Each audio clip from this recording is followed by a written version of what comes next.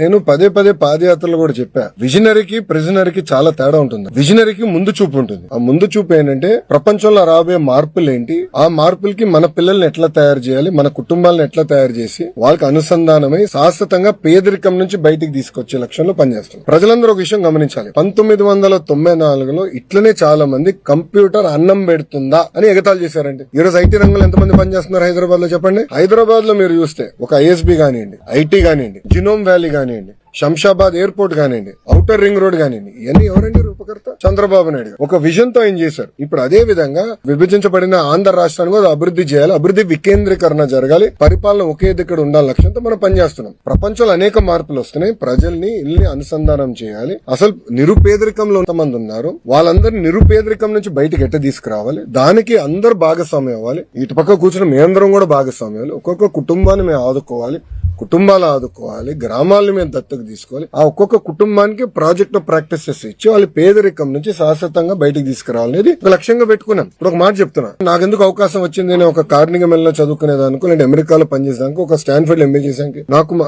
కుటుంబ సభ్యులు బాగా చదవాలి, బాగా పని చేయి, నాకున్న నెట్వర్క్ ద్వారా నేను అందరితో మాట్లాడారే ఏ యూనివర్సిటీకి అప్లై చేస్తే బాగుంటుంది, నాకు వచ్చిన మార్కులు ఇది, నాకు ఎక్కడ అవకాశాలు వస్తాయి. చాలా మంది మెంటర్స్ ఉన్నారు. ఇప్పుడు నారాయణ గారు నాకు టీచర్ ఇంటర్ లో, ప్రొఫెసర్ రాజిరెడ్డి గారు నా మెంటర్ కార్నింగ్ మెల్లో, వాళ్ళందరూ నాకు మెంటరింగ్ చేశారు కనుకనే నేను ఈరోజు ఈ స్థాయిలో ఉన్నా. అలా చంద్రబాబు నాయుడు గారు ఏంటి P4 విధానంలో మెంటరింగ్ చేయమని కోరుతున్నారు. దానికి ఆయన ఎందుకు కంగారు పడుతున్నారు? ఆయన కూడా మెంటర్ చేయమనండి. అరే సొంత చెల్లికి తల్లికి మెంటర్ చేయలేనోడు ఊకే మాకెందుకు లెక్చర్లు వీక్తాడు. ఇప్పుడు ప్రిజనరీ ఏంటంటే ఎప్పుడు జైలు వైపు చూస్తాడు స్వామి. ఆయన చూపు ఎప్పుడు జైలు వైపు ఉంటుంది. ఆయన చేసిన తప్పులకి జైలు వైపు చూస్తాడు. అందుకే ఈ రోజు చూస్తే ఆయన తిరగలేకపోతున్నాడు ధైర్యంగా. అది ఈ రోజు ఉన్న పరిస్థితి ఆంధ్ర రాష్ట్రం.